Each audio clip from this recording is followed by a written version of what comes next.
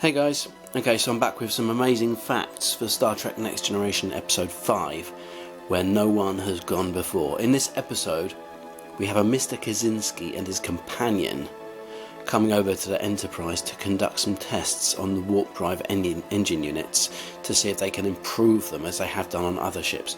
Now, lots of people might consider this episode to be one of the best episodes of Season 1, and I can understand why. It has a really good story and good characters.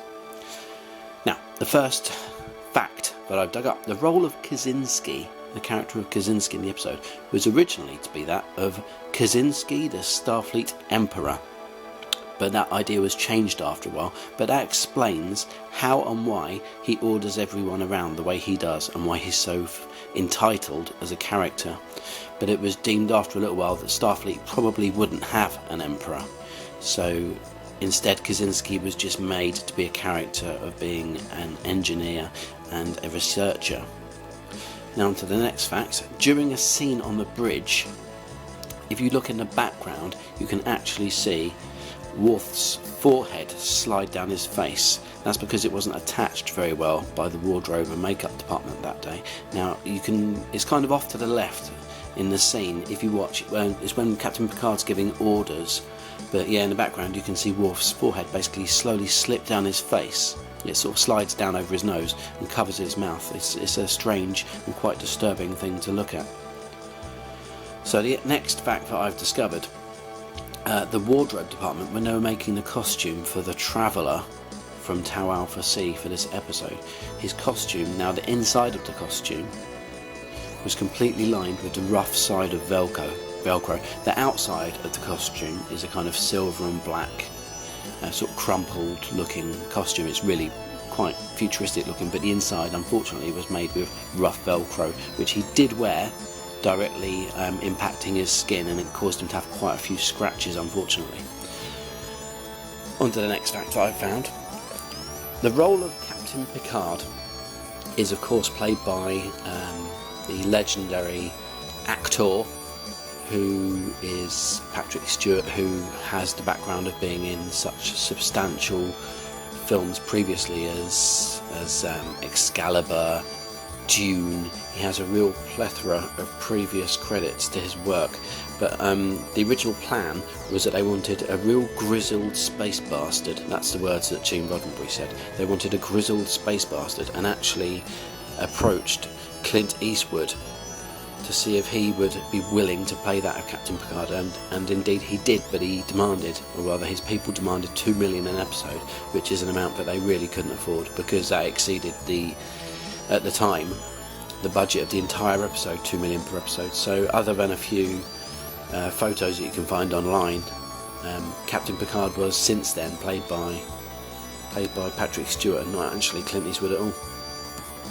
When the ship, the Starship Enterprise, exceeds Warp 10 during this episode, the original plan was for the crew to evolve into sort of strange salamander type creatures, I guess because the acceleration of the ship would also accelerate their evolutions. Yeah, but could you imagine if the captain of the ship was actually transformed into a strange salamander creature?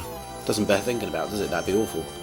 Now, the next fact that I've dug up, the actor playing the Traveller was actually in real life a bare-knuckle boxer, and on the first day of filming he came in to the studio, his fists bruised and blooded and battered, so they had to give him an alien gloved hands. Originally he was just going to have a prosthetic forehead, as is the case in Star Trek quite often, but unfortunately because of his battered hands they had to quickly cobble together some alien hands to cover his battered and blooded fists.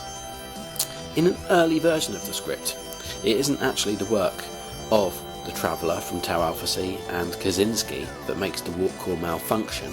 Rather, there's actually written in the early script a sewage leak on the floor above engineering, which kind of drips down into the plasma coolant and mixes with it and causes these strange malfunctions and causes the starship to travel to Warp 10 and beyond.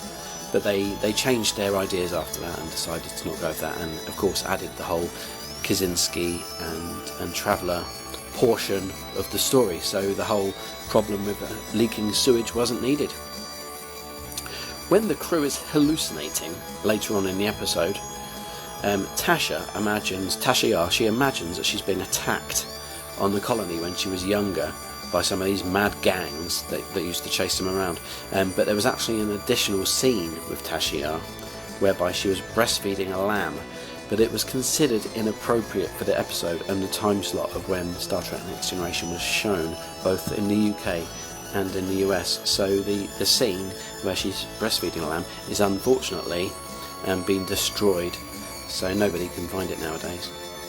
Now also during the hallucinations, Captain Picard is walking down the corridor and he sees his elderly mother just sitting there having a cup of tea, and he sits down with her, asks her for information on the problems that are going on the ship. But he has this elderly mother.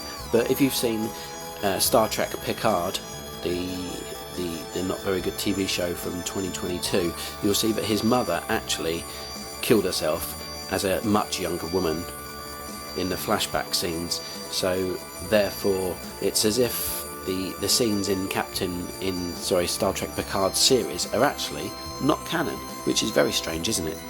It's as if there's things that don't quite mesh with Star Trek Next Generation that happen in it. Okay, and the last fact that I've managed to dig up. This episode actually doesn't feature the character of Geordi LaForge at all. When we see a chief engineer, we have Lieutenant Commander Argyle, and any bridge footage of the red shirt wearing character of Geordi LaForge is actually archive footage from Series 2 that they inserted. So yeah, unfortunately there's no Geordi LaForge featuring in this episode really, other than archival footage. Thanks for checking out my very good facts. Don't forget to subscribe if you can be bothered. If you can't be bothered, then it's absolutely fine. Okay, take care, and hopefully I'll see you next time. I'll see what facts I can dig up. Toodaloo.